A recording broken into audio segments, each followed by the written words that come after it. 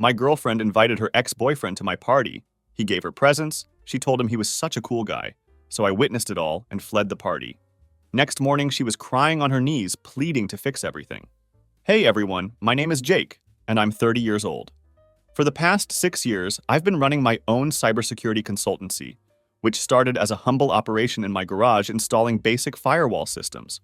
What began as simple residential security setups has evolved into something much more sophisticated. Now, we're the go-to specialists for high-end network security and access control systems. We handle the kind of clientele that really matters: tech billionaires' private compounds and major corporate headquarters. These are places where they genuinely care about who accesses their systems and when. 3 years ago, I met Lisa at some artisan coffee shop opening.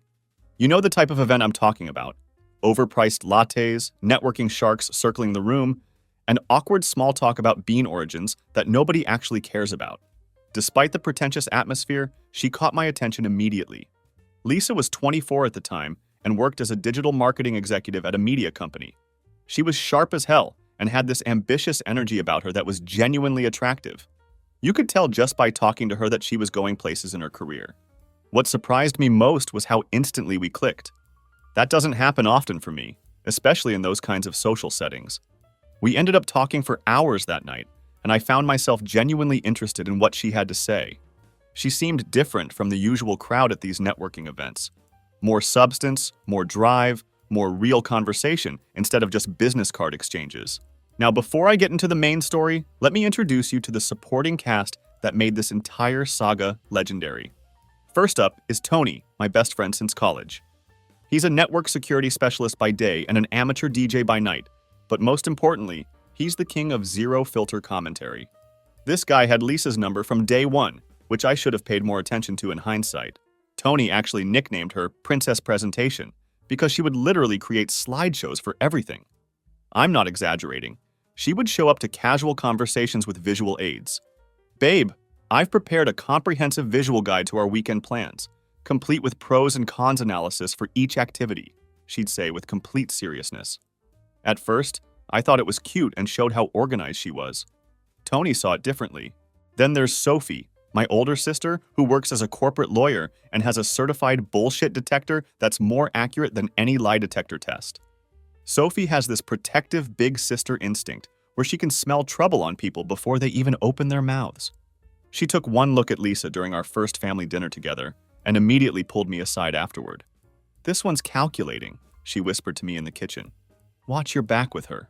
I also need to mention Max, my 4-year-old German Shepherd, who's dumber than a box of hammers, but more loyal than any human I've ever met.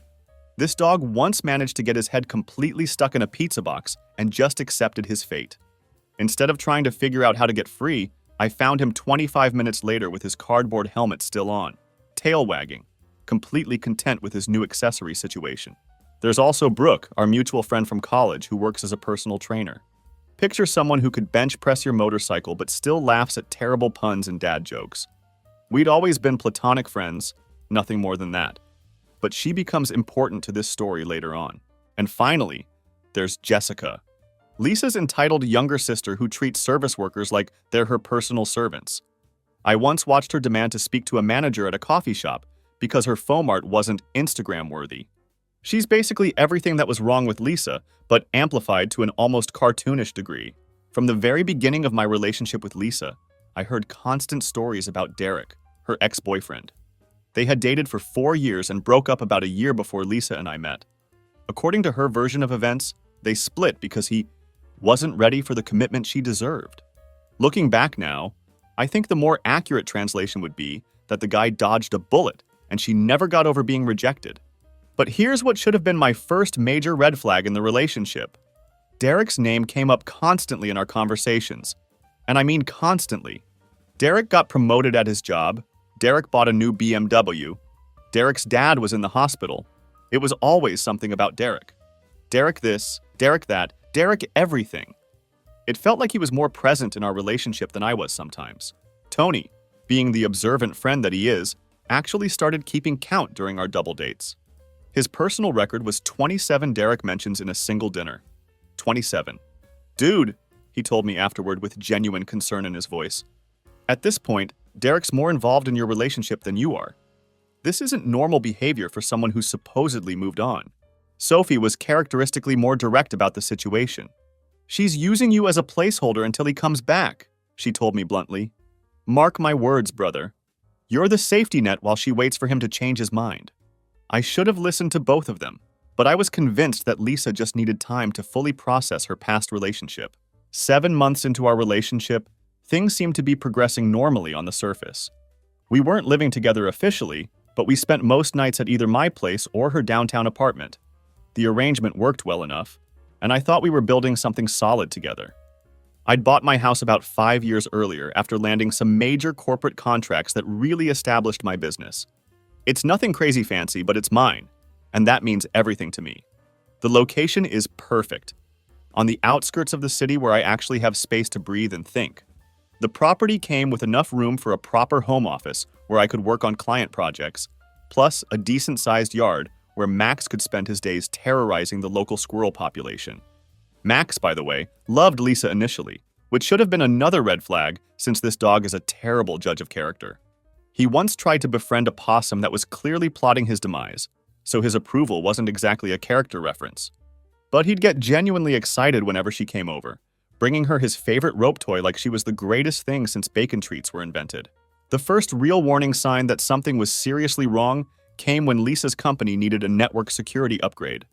Since that's literally what I do for a living, I offered to help them out as a professional courtesy.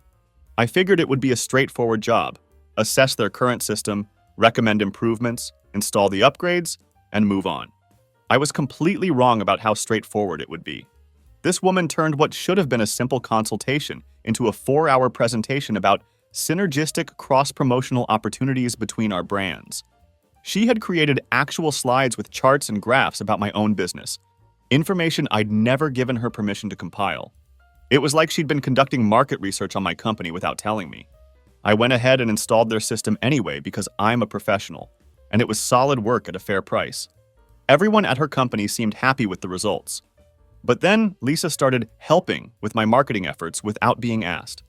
She completely redesigned my entire website, adding her email address to client communications, and even started signing her name on my invoices like we were established business partners.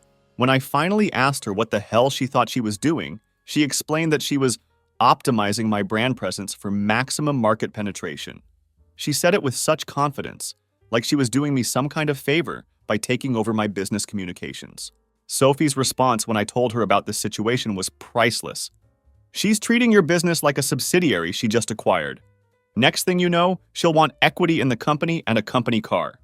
Tony was more colorful in his assessment. Bro, she's colonizing your life one PowerPoint presentation at a time. But the real setup for disaster came when my birthday approached in November. Lisa insisted on what she called curating the perfect networking experience for my special day.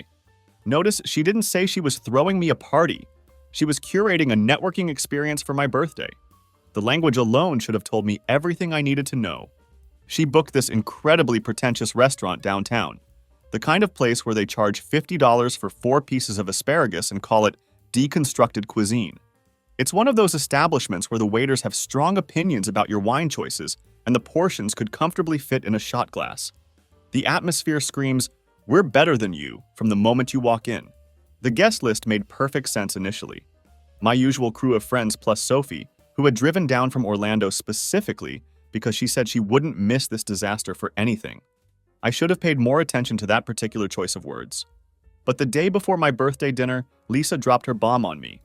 I was sitting at my computer reviewing network logs for a client when she casually mentioned, "Oh, by the way, I invited Derek too." I had to mentally replay that sentence in my head several times to make sure I'd heard her correctly. "Derek? Your ex-boyfriend Derek?" I asked, trying to keep my voice level while my brain processed this information. "Yes, Derek. He's just a friend now," she replied, with the kind of casual tone you'd use to mention picking up milk from the store. "And honestly, he has amazing connections in the tech space. This could be transformative for your business development." She actually used the word transformative when describing why she'd invited her ex-boyfriend to my birthday dinner. Let that sink in for a moment. She was marketing her ex's presence at my birthday as a business opportunity. But she wasn't finished with her surprise announcements. "Plus, Jessica's driving up from Jacksonville," she continued, She's been dying to meet everyone and celebrate with us. This was particularly interesting because Jessica lived 3 hours away and had shown absolutely zero interest in my existence for the entire 3 years Lisa and I had been together. Suddenly, she couldn't wait to celebrate my birthday with people she'd never met. The timing of her newfound enthusiasm was remarkably convenient. I immediately called Sophie to get her perspective on this situation. "Let me understand this correctly," Sophie said in that terrifying lawyer voice that makes defendants confess to crimes they didn't commit. "She invited her ex-boyfriend to your birthday dinner and is marketing it as a business opportunity." "That's about the size of it," I confirmed. "And her sister, who treats you like furniture, is suddenly your biggest fan and wants to drive 3 hours to celebrate?" Sophie was quiet for a moment, and I could practically hear the gears turning in her legal mind. "Brother, this woman thinks you're an idiot. She's setting something up, and you're the only one who doesn't see it coming. I should have canceled the entire dinner right then and there. Any reasonable person would have put their foot down and refused to participate in whatever Lisa was orchestrating. But I was genuinely curious to see exactly how far she would push this insanity. You know what? Let's do it. This should be educational," I told Sophie. Sophie laughed, and I could hear the anticipation in her voice. "I'll be there with front row seats to this train wreck. This is going to be better than any case I've worked on." The night of my birthday dinner, I knew something was seriously off before we even sat down at the restaurant. Lisa had been glued to her phone all day, texting and giggling in that way that seemed far too intimate for casual conversation. The frequency and tone of her messages suggested she was coordinating something much more complex than a simple birthday celebration. The restaurant was exactly as pretentious as I'd expected. It was the kind of place where they describe every dish like it's performance art, and the wine list requires a small business loan to afford anything decent. We'd reserved a table for 12 people, and Sophie had insisted on coming early to secure a strategic position where she could observe everything that was about to unfold. Everyone started arriving according to schedule. Tony showed up first, took one look at the menu, and immediately whispered to me, "Dude, they're charging $35 for mac and cheese. I hope your business insurance covers public humiliation because this is about to get expensive." Sophie arrived looking like she was ready for trial. Sharp suit, no-nonsense expression, positioning herself where she could observe every interaction and facial expression. Our other friends filtered in gradually. My business partner Marcus, Tom and his wife, and 2 other couples we hung out with regularly. Everyone was accounted for except Derek and Jessica. But Lisa kept checking her phone every 10 seconds, like she was coordinating a military operation or managing some kind of complex logistics. Her behavior was so obvious that even our friends started noticing her constant phone checking and nervous energy. 30 minutes past our reservation time, the main show finally began. Derek walked through the restaurant entrance carrying a bouquet of white roses, like he was the romantic lead in some cheesy romantic comedy. But here's what made the situation even worse. He walked straight to Lisa, completely ignoring the birthday boy sitting right there at the table. He presented the flowers to her like we were at his event, not my birthday celebration. "These are for you, beautiful. Happy summer," he said with this confident smile. It was late November in Miami. There were literally cold front warnings on the weather app, and this absolute clown was talking about summer like he was some kind of romantic poet who'd lost track of the calendar. Lisa's reaction to receiving those flowers was the final nail in the coffin of our relationship. She didn't just politely accept them like you might expect from someone trying to maintain appropriate boundaries with an ex. Instead, she absolutely lit up like it was Christmas morning, and she'd just received the gift she'd been hoping for all year. "White roses. You remembered they're my absolute favorite," she gushed, holding the bouquet like it was made of precious gems. "God, you always had the better taste. This is so incredibly sweet of you." Then she turned to address our entire table of friends and family, announcing loudly enough for nearby tables to hear, "Everyone, look what Derek brought me. Isn't that incredibly thoughtful of him?" The silence that followed was absolutely deafening. You could have heard a pin drop in that noisy restaurant. Sophie's pen stopped moving mid-sentence on whatever notes she'd been taking. Tony's mouth literally fell open, and he just stared in complete disbelief. Our other friends were looking around the table like they'd just witnessed a car accident happening in slow motion right in front of them. Derek finally acknowledged my existence with the most casual nod imaginable. "Happy birthday, man. Thanks for letting me crash the party," he said, like he was doing me some kind of favor by showing up uninvited to my own birthday celebration. Then he sat down directly across from Lisa, like he'd personally planned the seating chart himself and knew exactly where he belonged. The positioning was so deliberate and confident that it was clear this wasn't a spontaneous decision. Sophie leaned over to me and whispered urgently, "Is this actually happening right now? Please tell me I'm having some kind of fever dream." Before I could even begin to formulate a response to that question, Jessica made her grand entrance. She arrived 20 minutes after Derek, wearing enough perfume to fumigate an entire building.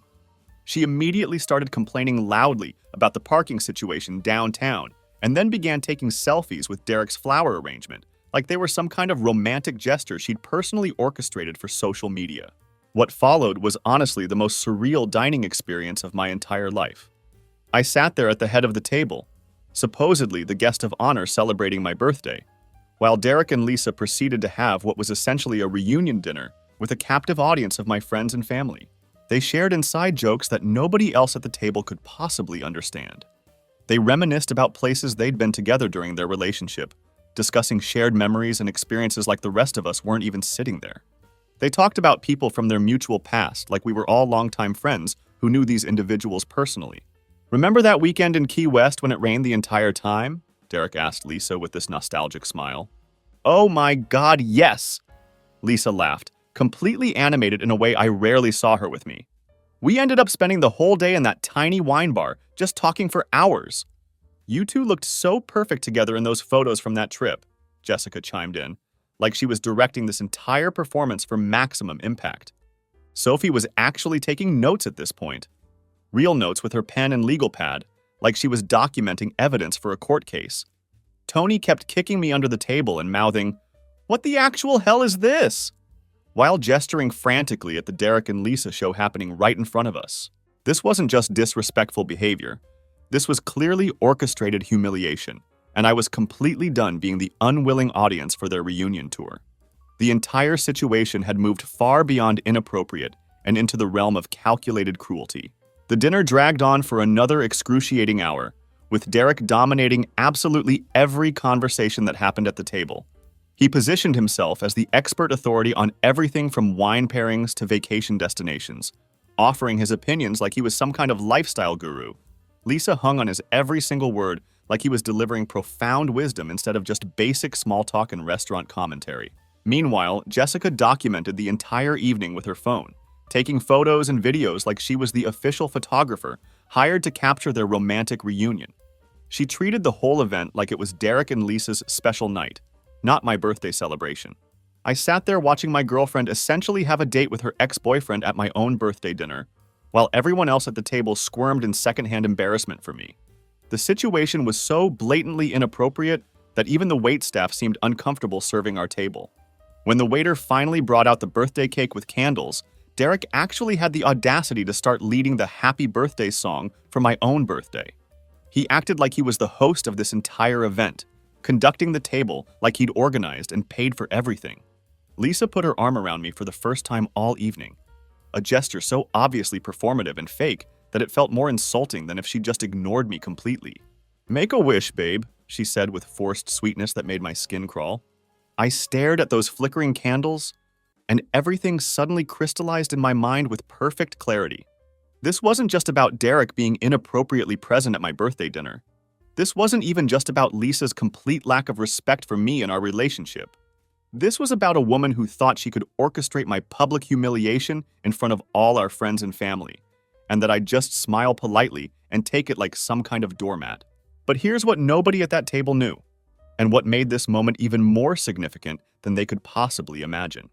There was supposed to be a much bigger announcement that night. We'd actually been engaged for 5 months already. I'd been planning to announce our wedding date at this dinner, maybe even raise a toast to our future together, and let everyone know about our plans. Her parents had already put down $18,000 for their half of the venue and catering costs. My deposit was sitting in escrow, waiting for us to finalize the details. The engagement ring was actually in my jacket pocket at that very moment. Not because I was planning another proposal, but because I'd been seriously considering upgrading it for our announcement tonight. It's funny how quickly plans can change when you realize you've been living in a complete fantasy. I made my wish, blew out the candles, and stood up from my chair. The entire table fell silent as I prepared to speak. "Actually," I announced to everyone present, "I have an announcement to make tonight after all." You could have heard a pin drop in that restaurant. Lisa's face went through about 6 different colors. None of them found in nature. Lisa and I won't be getting married after all. The silence was absolutely deafening. Lisa's expression shifted from confusion to panic to something approaching pure terror. "What are you talking about?" she hissed under her breath, clearly hoping this was some kind of joke that had gone too far. "Derek, since you seem to be running this entire show tonight, the check's all yours. Thanks for hosting my birthday dinner, man. Oh, and congratulations on whatever this reunion thing is that you two have orchestrated." Derek's confident smile evaporated instantly. "What? I wasn't expecting to." "Oh, and Derek," I continued, pulling out my phone and scrolling to a specific screen. 7429. That's your access code to my house, right? It spells DEREK on the keypad. Pretty creative security choice, don't you think? The entire table erupted into chaos. Tony literally shouted, "Oh shit!" loud enough for half the restaurant to turn and stare at our table. Sophie sat back in her chair with the most satisfied expression I'd ever seen on her face, like she'd been waiting for this exact moment her entire life. Lisa jumped up from her seat, panic completely replacing the smugness she'd been displaying all evening. "You can't just cancel our wedding like this. You're being completely irrational." "Watch me," I replied calmly. "I've got months of security footage of you two having your little reunion tours in my house while I was traveling for work. Consider the engagement officially terminated." Sophie stood up too, suddenly in full attorney mode like she'd been preparing for this moment. "Security footage? Oh, this is absolutely beautiful. Please tell me you have timestamps and everything properly documented." Derek tried desperately to salvage the situation, his voice cracking with panic.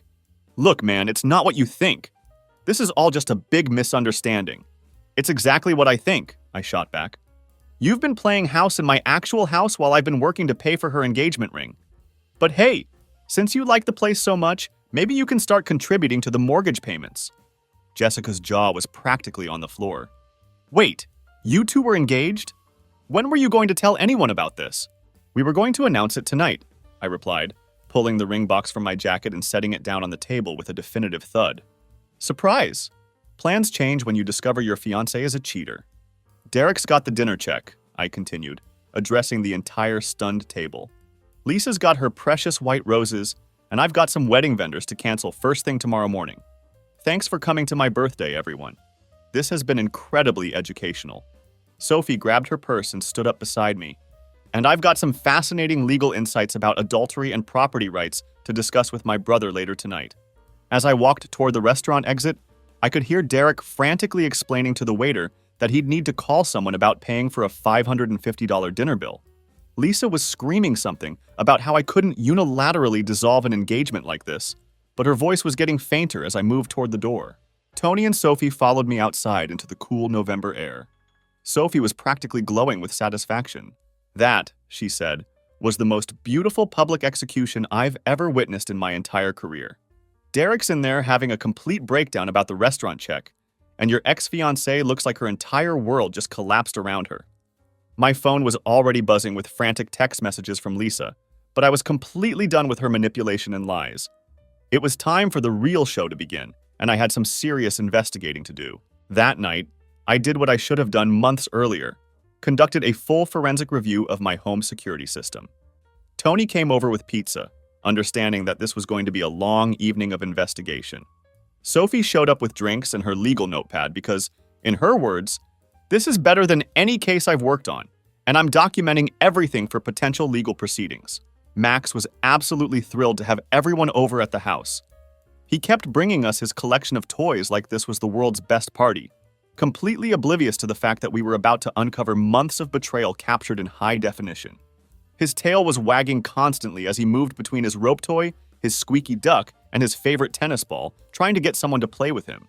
My house has one of our premium security packages installed. Cameras at every entry point, motion sensors throughout the interior, smart locks with detailed access logs, the whole professional setup. I'd shown Lisa how everything worked when we started getting serious in our relationship. I'd explained where all the cameras were positioned for her own safety and comfort, and I'd given her access codes so she could stay over when I was traveling for work. What I discovered during our investigation was significantly worse than I'd even imagined. Derek had been coming over to my house every single time I traveled for client installations, which was usually twice a month for multi-day projects. The security footage showed them arriving together like they were returning home from work, with Derek confidently using his own access code, 7429, which spelled out his name on the keypad. They were essentially playing house in my actual house, using my Netflix account, eating my food, sleeping in my bed, and even walking my dog around the neighborhood. The footage even showed Derek giving Max treats from my own treat container, effectively bribing my own dog to like him while he was betraying me in my own home. "Oh, this is absolutely rich," Tony said, pointing at one particularly infuriating clip on my computer screen. "He's wearing your Miami Heat jersey and feeding your dog with your treats." The sheer audacity of this man is almost impressive. Sophie was furious as she watched the evidence unfold. "This isn't just adultery," she said in her professional legal voice. "This is criminal trespass. She gave him unauthorized access to your property without your knowledge or consent. This could be prosecuted." Max, completely unaware that his treat supplier was actually the villain of this entire story, was currently in the living room destroying a squeaky toy and occasionally barking at his own reflection in the dark TV screen. The access logs told the complete story with timestamps and duration. Derek's personal code had been used 19 times over a 4-month period, always on days when I was out of town for business, and always for extended periods of 6 to 8 hours. My smart doorbell had captured him arriving with overnight bags like he lived there. My interior cameras showed them cooking together in my kitchen, watching movies on my couch, and acting like a committed couple in my living room. I immediately revoked all access codes except my own and changed every password in the entire system. Then, I sent Lisa a single text message with a screenshot from the security footage. A crystal clear image of Derek entering my house with a timestamp from 4 weeks ago when I was in Tampa installing a system for a financial services company. Her response was immediate and desperate. "We need to talk right now. This isn't what it looks like." My response was a gif of Samuel L. Jackson emphatically saying no. Sophie reviewed all the evidence like she was preparing for the most important trial of her career. "Professional legal advice," she said. "Don't engage with her directly at all. Document everything you found, let her incriminate herself further with panicked messages, and keep all communications through attorneys if necessary." Next, I handled the business relationship aspect of this disaster. Since I'd installed Lisa's company's network security system as a professional courtesy, I sent her boss a carefully worded email explaining that due to a personal conflict of interest that had recently developed, I was assigning a different account manager from my team to handle their service needs going forward. I copied my operations director to make it official business communication rather than personal drama. The translation of that professional email was simple. "Your employee has been using our business relationship to facilitate her personal affair, and I'm no longer comfortable with the arrangement." Then came what I can only describe as a masterpiece of cosmic timing. 4 months earlier, I'd purchased a condo downtown as a rental investment property. The opportunity had come through a business contact. The numbers made perfect financial sense, and I'd casually mentioned to Lisa that I was interested in owning rental property without specifying the exact location. My investment unit was 4F. Lisa's apartment was 4B, same floor, different lives, and she had absolutely no idea I owned property in her building. A week before all this drama exploded, my tenant had reported water damage in the bathroom ceiling. I'd asked my property manager, Rick, to schedule a plumber to investigate, but the timing hadn't worked out with the tenant's schedule until now, right after the birthday dinner disaster. "Rick," I texted my property manager, "that water damage situation in 4F needs immediate attention. Could potentially be affecting other units on the floor too." Rick responded immediately with professional efficiency. "Already scheduled emergency plumbing for tomorrow morning. Building management will inspect adjacent units as a precaution for potential damage." Tony raised his beer in a toast. To the most poetic coincidence in revenge history. Sophie raised her wine glass with a satisfied smile. To karma having a law degree and perfect timing. "It's not revenge," I said, raising my own drink. "It's just responsible property management and building maintenance." 3 days after the birthday dinner nuclear option, I was at Sophie's apartment helping her rearrange furniture when someone started pounding on her door like they were trying to break it down with their fists. The knocking was so aggressive and persistent that it actually startled both of us. Sophie looked through the peephole and immediately grinned like it was Christmas morning. "Well, well, well, your ex-fiancée is here and she looks completely unhinged. This should be entertaining." She opened the door to reveal Lisa standing in the hallway. Her mascara was streaked down her face, her hair was disheveled like she'd been running her hands through it repeatedly, and she looked like she hadn't slept a single hour since the restaurant incident 3 days ago. "Where is he?" Lisa demanded, trying to physically push past Sophie into the apartment. Sophie didn't budge an inch.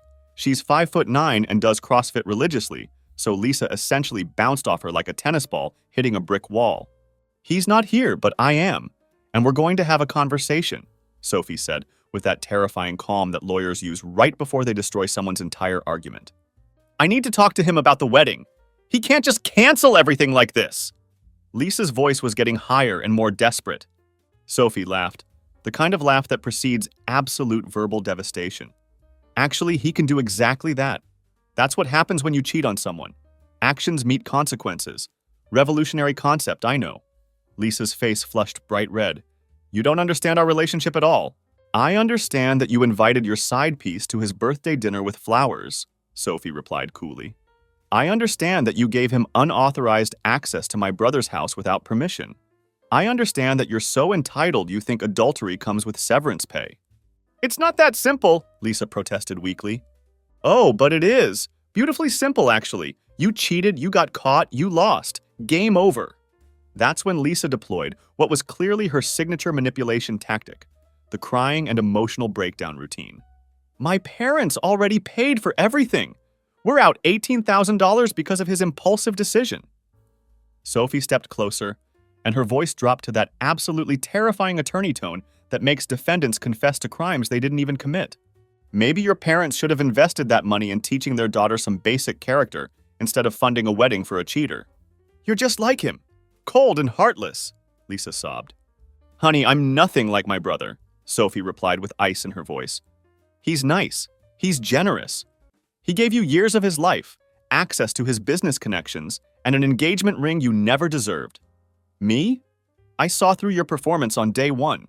I told him you were trouble, but he's too good-hearted to listen to his big sister's warnings." "You never liked me from the beginning," Lisa accused. "You're absolutely right, I never liked you. Because you're a user," Sophie said matter-of-factly. "You used his business expertise, his marketing knowledge, his house for your little affair, and his generosity to fund your lifestyle. You're essentially a parasite in designer clothes." Lisa was crying even harder now, but Sophie clearly wasn't finished with her verbal destruction. "You want to know what I really think about this situation?" Sophie continued relentlessly. "I think you're pathetic. You had a good man who genuinely loved you, supported your career, and was planning to marry you. And you threw it all away for what, exactly? An ex-boyfriend who stuck you with a restaurant check and then completely ghosted you afterward?" "I made a mistake," Lisa whispered through her tears. "No, you made choices. Deliberate, calculated choices over a period of months," Sophie corrected her. "You chose to give Derek access to my brother's house. You chose to plan this humiliation dinner. You chose to prioritize your ex over your fiancé. And now you're choosing to harass his family instead of facing the consequences of your actions like an adult." "I just need to explain everything to him," Lisa pleaded desperately. "Explain what exactly?" "How you accidentally fell on Derek's dick repeatedly while my brother was working to pay for your engagement ring? How you accidentally planned a romantic reunion at his birthday dinner? How you accidentally decided to humiliate the best thing that ever happened to you in front of all his friends and family? I was watching this absolute masterclass in verbal destruction from the kitchen, and I'd never been more proud of my sister in my entire life." Lisa made one final desperate attempt to gain sympathy. "You don't understand what it's like to have history with someone." Sophie's response was absolutely devastating. "I understand what loyalty means. Clearly you don't. Now get off my property before I call the police for harassment. And next time you want to play the victim, remember that security cameras don't lie, and neither do timestamps." 4 days after Sophie's complete demolition of Lisa, my phone started ringing like a fire alarm. I was in the middle of a client meeting, installing a security system for a fintech startup, when the frantic text messages began flooding in. "What did you do? There's water everywhere in my apartment." "The entire ceiling collapsed. My laptop is destroyed. My furniture is completely ruined. Call me back right now." But the water damage situation was just the opening act of a much larger drama. Between Lisa's panicked messages about her flooding apartment, I was getting a completely different kind of storm from her family members. Her mother called first, and her voice was filled with indignation. "How dare you embarrass our entire family like this? We've already invested thousands of dollars in your future together." Her father was more direct and businesslike in his approach. Son, we need to have a serious discussion about financial compensation for the deposits we've lost due to your impulsive decision to cancel this wedding. Then Jessica chimed in with her own accusatory phone call. You completely humiliated Lisa in front of everyone at that restaurant. You owe us money for this disaster you've created. The actual water situation turned out to be both more dramatic and less dramatic than I'd initially expected. The plumber discovered a significant leak in the shared wall between my rental unit and Lisa's apartment. The pipe had been slowly deteriorating for months, causing hidden water damage behind the walls that nobody had noticed until now. When the maintenance crew opened everything up to properly investigate the extent of the damage, all that accumulated water suddenly released at once. The result was extensive flooding that caused serious damage to both units. The building management immediately declared both apartments temporarily uninhabitable until comprehensive repairs could be completed. Their estimated timeline was 5 to 7 weeks minimum before either unit would be safe to occupy again. The water had completely destroyed Lisa's hardwood floors throughout the entire apartment. It ruined most of her furniture, including her expensive couch and dining room set. Her bedroom had been transformed into what Tony later described as an expensive indoor swimming pool with a mattress floating in it. While Lisa dealt with her literal flood situation, I was managing the emotional tsunami coming from her family members. They were aggressively demanding that I reimburse them for the $18,000 they'd put toward wedding expenses. Venue deposit, catering costs, flowers, photography, the complete package. Her mother actually used the phrase breach of contract during one of our phone conversations, like we were business partners dissolving a corporate merger instead of a couple whose relationship had ended due to infidelity. You can't just cancel a wedding and expect us to absorb all the financial consequences, her father argued over the phone with the tone of someone negotiating a business deal. Actually, I can do exactly that, I replied calmly. That's precisely how it works when your daughter cheats on her fiancé. Consider it expensive tuition for a very educational lesson in parenting. When Lisa finally called me that evening, I decided to answer on the first ring just to hear what kind of argument she'd come up with. Where am I supposed to live now? She demanded, like her housing situation was somehow my personal responsibility to solve. I hear Derek has a nice place, I replied. You seemed pretty comfortable making yourself at home there during our relationship. My parents want you to reimburse them for all the wedding deposits, she said, getting straight to what was clearly her main concern. Your parents can want whatever they like, I told her. I wanted a faithful fiancé, but we don't always get what we want in life. You still owe us money for this mess, she insisted. I don't owe you anything except this conversation ending. Oh, and I'll need that engagement ring back. What ring? She asked, like she didn't know exactly which ring I was talking about. The $9,500 engagement ring that's currently on your finger, I clarified. Since we're not getting married anymore, I'll need that returned. This is my ring. You gave it to me, she argued, with the logic of someone desperate to keep something valuable. I gave it to my fiancé. You're not my fiancé anymore, I explained patiently. Legally, engagement rings are conditional gifts. No marriage means no ring. I'm not giving it back, she declared stubbornly. We'll see about that, I said and hung up the phone. I immediately called Sophie to update her on this latest development. Her legal expertise was invaluable in situations like this. Illinois law is crystal clear about engagement rings, Sophie explained with professional confidence. They're conditional gifts that must be returned if the marriage doesn't happen, regardless of who ends the engagement or why it ended. 3 days later, Lisa was officially served with legal papers demanding the return of the ring. The beautiful irony of the situation was that her parents had to pay for her lawyer to defend against my lawsuit, because the apartment flood had completely wiped out her emergency savings account. Sophie's commentary when I updated her on this development was priceless. So, let me understand this correctly. She's temporarily homeless, being sued for a ring, her parents are out $18,000, and Derek completely ghosted her after sticking him with that dinner bill. This is honestly better than winning the lottery. Meanwhile, Tony had been keeping tabs on the Derek situation through our mutual friends in the social scene. Apparently, there was much more to that story than any of us had realized, and the information he'd gathered was absolutely fascinating. 3 weeks after the water damage incident, I was having coffee with Brooke. She'd reached out after hearing about the birthday dinner disaster through our extended friend network, wanting to check on me and make sure I was handling everything okay emotionally. That whole dinner situation sounded absolutely insane, she said with genuine concern. Who brings flowers to their ex-girlfriend at someone else's birthday party? That's not normal behavior by any stretch of the imagination. We ended up talking for 4 solid hours, and it felt incredibly refreshing. Brooke was everything that Lisa wasn't. Straightforward in her communication, genuinely supportive without any hidden agenda, and refreshingly honest about relationships and life in general. She admitted that she'd always thought Lisa was self-centered and manipulative, but had never said anything because I seemed happy in the relationship.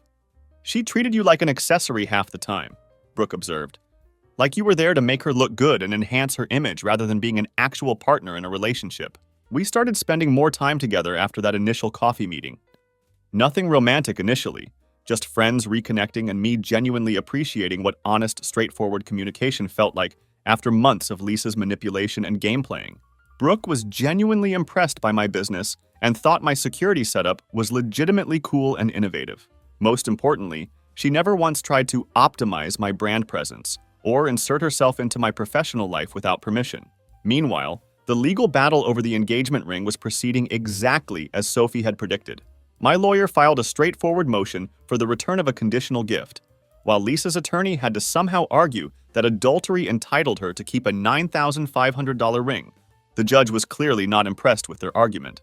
"Your Honor," her lawyer argued desperately, "my client received this ring as a gift with reasonable expectation of marriage."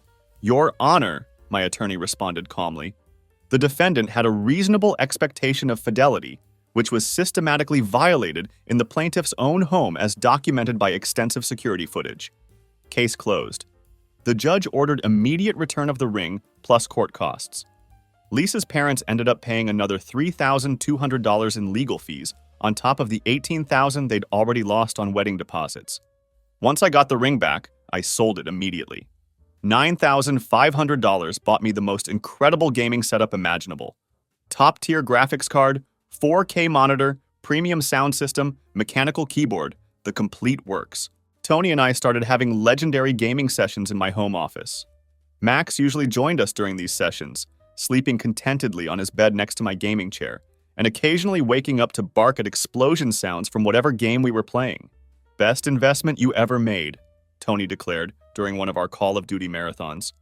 "This is infinitely better than being married to Princess Presentation." But the real bombshell information came from Tony's intelligence network. Our mutual friends had been following the Lisa and Derek situation with the fascination of people watching a daytime soap opera unfold in real life. It turns out Derek wasn't just some commitment-phobic ex-boyfriend who wasn't ready for the level of commitment Lisa deserved. Derek was married. Had been married for 3 years. His wife, Amanda, worked for an international consulting firm and spent most of the year traveling between offices in different countries for extended business trips. Derek had been living a complete double life for years. He was playing the single guy around town, dating and hooking up with various women, while his wife was overseas managing international accounts. Lisa had no idea she was the other woman in Derek's marriage. The birthday dinner disaster had triggered a chain reaction that nobody could have predicted. When Derek got stuck with that $550 restaurant bill, he had no choice but to use the credit card he shared with his wife Amanda. Amanda saw the charge for an expensive dinner for 12 people at a high-end restaurant and called Derek to ask about it. Derek's explanation of the dinner didn't add up with what she knew about his social calendar and activities, so Amanda did what any suspicious spouse would do in that situation. She investigated further. She found text messages between Derek and Lisa on their shared phone plan. She discovered photos of them together on his cloud storage account. She uncovered hotel receipts and restaurant charges that didn't match his claimed work schedule or social activities. Amanda filed for divorce exactly 3 weeks after my birthday dinner. She had overwhelming evidence of adultery to take Derek for everything he was worth. The divorce was finalized in record time because Florida still recognizes adultery as grounds for divorce, and Amanda's evidence was absolutely comprehensive and undeniable. Derek lost the house, half his assets, and his reputation in their social circles. His response to losing everything in the divorce? He completely ghosted Lisa. Blocked her phone number, blocked all her social media accounts, moved in with a friend, and pretended she didn't exist. Lisa, meanwhile, had been bouncing between temporary living situations since her apartment became uninhabitable. She'd tried staying with Jessica after the flooding, but that arrangement lasted exactly 5 days before Jessica kicked her out for creating too much drama and negativity. She ended up in an extended stay hotel that was costing almost as much as regular rent would have been. She was completely alone, financially struggling, and wondering how her life had imploded so spectacularly in such a short period of time. Her parents, furious about losing $18,000 and watching their daughter self-destruct, had essentially abandoned her emotionally. Her mother actually told her, "We raised you better than to throw away a good man for some married loser who won't even return your phone calls." But this story was far from over, and there were still more surprises coming. 8 months after my birthday dinner from hell, I married Brooke in a small, intimate ceremony that cost half of what Lisa's elaborate wedding would have. The contrast was striking. Everything about our celebration felt genuine and meaningful, rather than performative and designed for social media. Brooke's parents were genuinely pleasant people who thought I was a catch and treated me like family from day one. It's amazing how different the dynamic feels when you're dealing with people who've raised a daughter with actual character and integrity. Tony was my best man, and his speech was absolutely hilarious. "To the bride and groom, and to security cameras everywhere," he declared, raising his glass. "May your marriage be as solid as the evidence that ended his last relationship." We even included Max in the ceremony as our ring bearer. He wore a tiny tuxedo that made him look ridiculously adorable, and only got distracted by squirrels twice during his walk down the aisle. The photographer captured some amazing shots of him trying to eat the centerpiece flowers during the reception, completely oblivious to the formal nature of the event. The reception was in full swing, with everyone having a genuinely good time, when I noticed some kind of commotion near the entrance. Our security staff was talking to someone who clearly wasn't on the guest list, and their body language suggested it wasn't a friendly conversation. I looked closer and saw Lisa arguing with the venue staff about needing to speak with me urgently about something extremely important. Sophie noticed the disturbance at the same time I did. "Oh, absolutely not. Not today," Sophie said firmly, starting to march toward the situation with the determination of someone ready for battle. But Lisa spotted me first and began making her way across the reception hall, drawing confused stares from all our wedding guests who had no idea who this woman was or why she was disrupting our celebration. "We need to talk," she called out over the music, clearly out of breath and visibly upset. "This is extremely important and can't wait." Brooke squeezed my hand supportively and looked at me with concern. "Want me to handle this situation for you?" "No, I've got it, but please stay close," I replied, appreciating her offer but knowing I needed to deal with this myself. Lisa finally reached us, clearly out of breath and visibly shaken. She was obviously pregnant, about 7 months along based on her appearance, wearing a dress that was trying to hide the pregnancy, but failing completely. "Congratulations on your wedding," she said with obvious bitterness in her voice.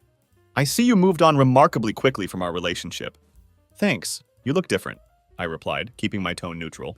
"We need to talk privately about something important," she insisted.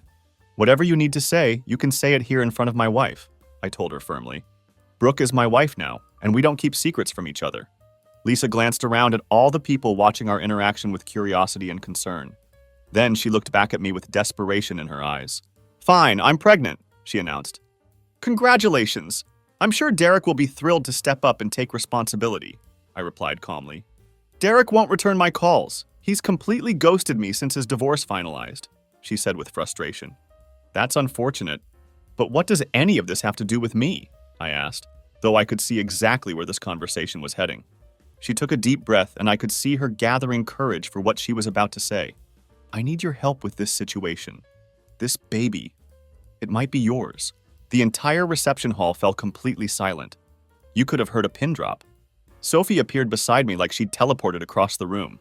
Brooke's grip on my hand tightened significantly. I stared at Lisa for a long moment, processing this absolute insanity. "Lisa, you want to do this here? At my wedding? In front of all these people?" "I didn't know where else to find you," she said defensively. "So you decided to crash my wedding with this accusation?" I asked incredulously. After some back-and-forth argument that I won't bore you with the details of, I finally said, "You know what? Fine. But before anything else happens, I want a paternity test. DNA doesn't lie." Lisa's face went noticeably pale. We don't necessarily need to." "Oh, we absolutely need to," I interrupted. "If you're so confident this baby might be mine, then you won't have any problem proving it scientifically." "I just thought maybe you'd want to help out of kindness," she said weakly. "Help with what exactly? A baby that's not mine from a woman who cheated on me for months in my own house?" I laughed. "The only thing I'm helping with is proving that you're still the same manipulative liar you've always been." Sophie was grinning like it was Christmas morning. I'll have the paperwork ready by tomorrow morning, she declared. Lisa started backing away from us, clearly realizing her plan wasn't working. You're making a huge mistake. When that test comes back, you're going to regret this attitude. Security finally moved in to escort her out of the venue, but not before she shouted, "You'll be hearing from me when you realize the truth about this situation." The reception continued after she left, but everyone was buzzing about the drama that had just unfolded. Our friends couldn't believe the sheer audacity of someone crashing a wedding with a paternity claim. Tony found me at the bar later in the evening. "Dude, that was intense. Do you really think there's any chance the baby could be yours?" I looked across the room at Brooke, who was laughing with Sophie about something, completely unfazed by the drama Lisa had tried to create. Then I glanced at Max, who was somewhere under a table eating dropped wedding cake. "We'll find out tomorrow morning," I said. "But either way, I know exactly who my real family is." The paternity test was scheduled for 10 o'clock in the morning sharp. Whatever the results showed, my life with Brooke was just beginning, and Lisa's desperate manipulation was finally going to have a definitive, scientific answer. Some birthday wishes really do come true, just not always in the way you expect them to unfold. So that's my story up to this point. The paternity test is scheduled for first thing tomorrow morning, and honestly, I have absolutely no idea what to expect from the results. Part of me is confident it's not mine based on the timing of everything, and Lisa's extensive history of lies and manipulation.